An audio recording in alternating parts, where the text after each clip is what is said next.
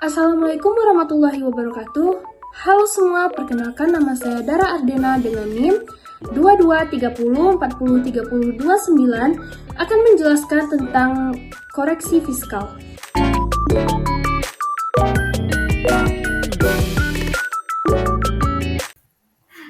Untuk melakukan koreksi fiskal, kita harus mempunyai laporan laba rugi perusahaan terlebih dahulu. Di sini saya menggunakan laporan laba rugi dari PT Mika Jaya. Dalam laporan laba rugi ini saya juga sudah membuat beberapa informasi penting sebagai dasar penyesuaian perhitungan laba rugi fiskal.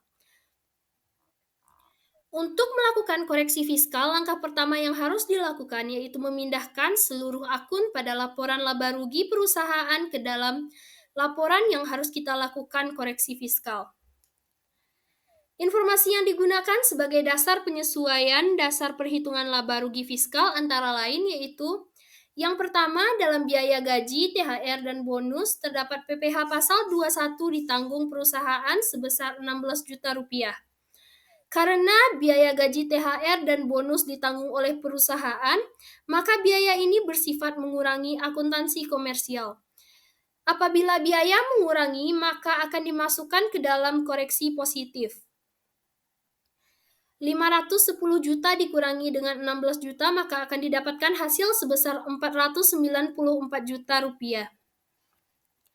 Selanjutnya yang kedua yaitu dalam biaya perjalanan dinas yang didukung dengan bukti dan berhubungan dengan kegiatan usaha adalah sebesar 39.800.000 rupiah. Karena yang memiliki bukti hanya sejumlah 39.800.000 rupiah, maka langsung kita catat menurut fiskal, yaitu 48.800.000 rupiah dikurangi dengan 9 juta, maka akan didapatkan hasil sebesar 39.800.000 rupiah. Karena biaya bersifat mengurangi, maka 9 juta dicatat di koreksi positif. Selanjutnya yaitu nomor 3, dalam biaya listrik termasuk biaya listrik untuk rumah dinas para direksi sebesar Rp1.350.000. Biaya listrik merupakan bagian dari biaya utilitas karena listrik digunakan untuk rumah dinas, maka dia bersifat mengurangi biaya utilitas. Karena biaya bersifat mengurangi, maka diletakkan pada koreksi positif. 9.800.000 dikurangi dengan 1.350.000, maka akan didapatkan hasil sebesar 8.450.000 rupiah. Selanjutnya nomor 4, dalam piutang tak tertagih hanya sebesar 28.600.000 rupiah yang dihapuskan secara fiskal. Piutang tak tertagih sejumlah 28.600.000 rupiah langsung dicatat menurut fiskal dan selisih pada akuntansi komersial dengan menurut fiskal yaitu sebesar 25.400.000 rupiah. Selanjutnya nomor 5, berdasarkan perhitungan biaya penyusutan diketahui biaya penyusutan secara fiskal adalah sebesar 82 juta rupiah. Biaya penyusutan langsung dicatat ke dalam laporan menurut fiskal. Karena biaya penyusutan menambah pendapatan pada pajak, maka dicatat pada koreksi negatif, yaitu sebesar 82 juta dikurangi dengan 77 juta, maka akan didapatkan hasil sebesar 5 juta rupiah. Nomor 6, dalam biaya lain-lain termasuk biaya perawatan kendaraan pribadi pemegang saham sebesar 9.300.000 rupiah. Biaya perawatan kendaraan pribadi berjumlah 9.300.000 rupiah. Karena biaya tersebut digunakan untuk pribadi, maka biaya bersifat mengurangi akuntansi komersial. Maka 96 juta dikurangi dengan 9.300.000 rupiah, maka akan didapatkan hasil sebesar 86.700.000 rupiah. Nomor 7, dalam biaya promosi terdapat sumbangan yang tidak ada hubungannya dengan kegiatan utama perusahaan sebesar 10.200.000 rupiah. Dalam biaya promosi terdapat sumbangan yang tidak ada hubungannya dengan kegiatan utama perusahaan sebesar 10.200.000 rupiah. Hal ini berkemungkinan dipergunakan untuk keperluan pribadi. maka biaya bersifat mengurangi dan dicatat pada koreksi positif sejumlah Rp10.200.000. Yang kedelapan, dalam penghasilan sewa, dalam penghasilan luar usaha terdapat sewa bangunan sebesar Rp14 juta yang diterima oleh PT Lentera Group.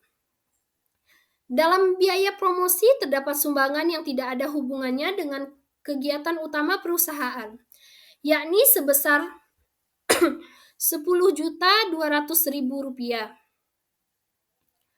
Hal ini berkemungkinan dipergunakan untuk keperluan pribadi, maka biaya bersifat mengurangi dan dicatat pada koreksi positif sejumlah Rp10.200.000. Selanjutnya nomor 8, dalam penghasilan sewa, dalam penghasilan luar usaha terdapat sewa bangunan sebesar Rp14 juta dan diterima oleh PT Lentera Group. Pada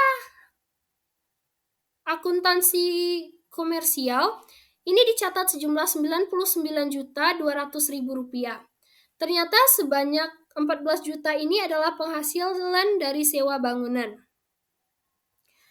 Jika sewa bangunan itu termasuk ke dalam objek PPh final, karena ini bersifat final, maka kita akan jadikan pengurangan penghasilan, karena PPh final perlakuannya berbeda. Jika penghasilan berkurang, maka laba akan ikut berkurang, jadi dilakukanlah koreksi negatif. Selanjutnya, nomor 9, dividen sebesar Rp24.500.000 terdiri atas dividen kas dan penyertaan saham sebesar 20%.